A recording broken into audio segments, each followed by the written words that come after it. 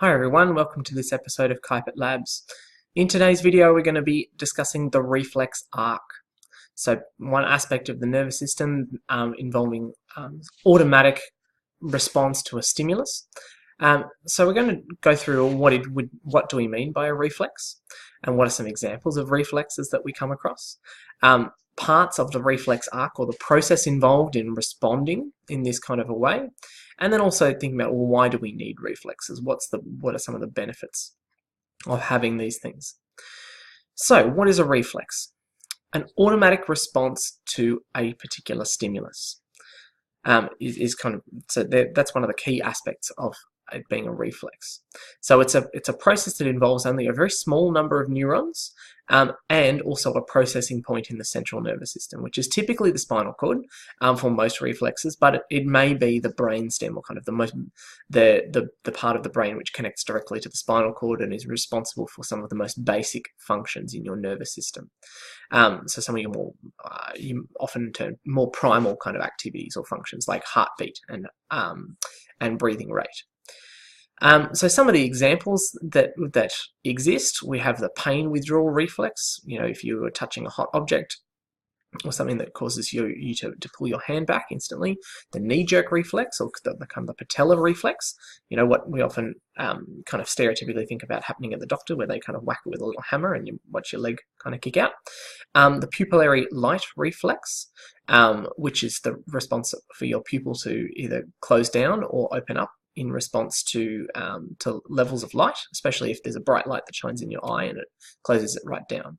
As well as also newborn reflexes that you had when you were a baby and that we see in young children that then you tend to lose or change as you get older. So like the startle reflex or a grasping reflex, you know, holding your finger out to a newborn baby and then kind of gripping onto your finger. It's an automatic sort of thing. Then there are some other newborn reflexes as well that kind of are part of that. But so the process of a reflex occurring is what we call the reflex arc. So this is a diagram that kind of illustrates this process, you know, for picking up information from the tip of your thumb. You know, so like for example, okay, so at the moment you can't see it now, but I have a little cut that I've managed to sustain on my on the pad of my thumb here. I cut it on a bread knife. Okay, not very intelligent, but I find bread knives tend to do it the most. And so this idea of, okay, well, when you get damage or you're feeling something in that moment, and then you might respond by pulling your hand back, or kind of things like that. Okay, so the idea is that, and we're going to go through each of the different stages that are involved. So we're starting at this point over here with the receptor, tracing along the arrows in this diagram, all the way through this kind of blown up version of the spinal cord, and then extending back out to the muscle, the biceps muscle. Okay, so we're going to go through each of those stages in turn. So firstly, we're going to discuss what happens at the level of the receptor. The idea is that the receptor is the neuron, or kind of the sensor that receives the stimulus, or kind of it picks up the stimulus. Now that might be an internal piece of information, it might be an external piece of information. In this case, if we're thinking about, say, you know, getting a pinprick on your thumb or touching a hot object, that's external stimuli. You know, so your pupil closing down in response to the external level of light that's external stimuli. But it might also be internal kind of information about the stretching of different muscles or the position of different tendons. That's kind of how the knee-jerk reflex works, for example. Okay, but at the receptor, that's where that information gets picked up. And then that it is now started to be passed on to head to the sensory neuron, where it's going to head towards the central nervous system. So the sensory neuron is responsible for carrying that signal from the receptor towards the spinal cord.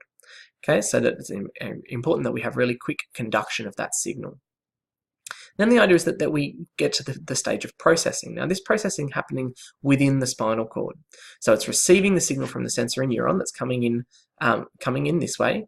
It receives it, and then it processes it, transfers that signal to what we call the motor neuron, which is this section that kind of comes down here.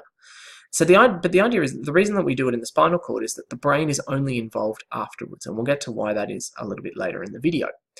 But so the idea is it's basically directing traffic. It takes it in, passes it along, and sends it back out again into the right direction. So we get to our motor neuron. Now, if you remember, motor neurons are responsible for for making change happen, or for causing movement, or for causing a particular action. So that it goes from the central nervous system to the effector. Okay, so we're carrying it's carrying the signal from the spinal cord out to where it needs to go. And the effector in this case is where the signal is received from the motor neuron and it causes the action, or causes the response. Okay, in this case the effector is the biceps muscle. Biceps brachii is its technical name, and then the idea is that the signal would be for that muscle to contract to pull the hand away from the source of danger, or the thing that might cause damage to that tissue. Okay, so it's like if you press on something sharp, the reflex is you pull your hand away, and you might often say ow, or kind of, there are some associated behaviors that go with that, and you only realize that you've done it afterwards. Okay, so you're away from the danger, and then you become aware of what has happened. Okay, so that kind of then brings us to think about why we need reflexes at all. Okay, so the point of a reflex and this automatic response is that it allows the response to be really rapid. Remember how I mentioned that there was no brain involvement until afterwards? Well, because if you need to make a voluntary decision about a piece of information in your brain, that takes time. Okay, that's part of the issue if you are at the stage of learning to drive. That your reaction time, or when your brain is involved in decision making, that increases the time that it takes for you to respond to a stimulus. Whereas if your body can respond automatically without involving your brain, it cuts the time right down. So you don't need to decide to move your hand away from something that's hot so you don't get burnt. Your body recognizes that that's a natural response to do. And so by responding really quickly there, then you get out of danger faster and the damage is less. Okay, and it also, aside from things that are dangerous, which is a lot of what the reflex helps us with, is it's also an automatic response for things that we don't need to think about. Now remember that there are lots of automatic functions that the nervous system is responsible for in your body, like your heart rate, for example, that if you had to devote your actual brain power to it, the thinking and processing time, just to, controlling your heartbeat and so on, it would be very exhausting and very demanding. Okay, so being able to take over some automatic control of certain things like that allow you to function effectively means you can use your brain for other things. Okay, so for example, the knee-jerk reflex is what we use for walking.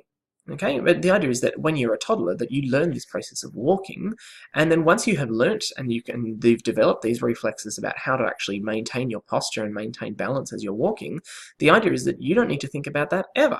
Okay, unless perhaps you are making some sort of decision about where to walk, or being careful about not to walk on certain things, or trying to avoid, kind of stepping on particular things.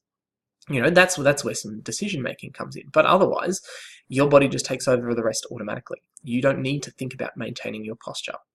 And also, it ultimately keeps your body out of danger. Most reflexes are all about responding to dangerous situations to keep you safe and minimize the damage. Okay, and being able to have a rapid automatic response makes that as effective as possible. Okay, so just to quickly recap, we talked about what is a reflex and how we define that term. We then talked about the different parts of the reflex arc, going from receptor to sensory neuron, to the processing in the spinal cord, sending the signal out via the motor neuron to the effector, which in this example we talked about was the muscle. And also then talking about why do we need reflexes, what their purpose is. All right, thanks very much for watching. Bye for now.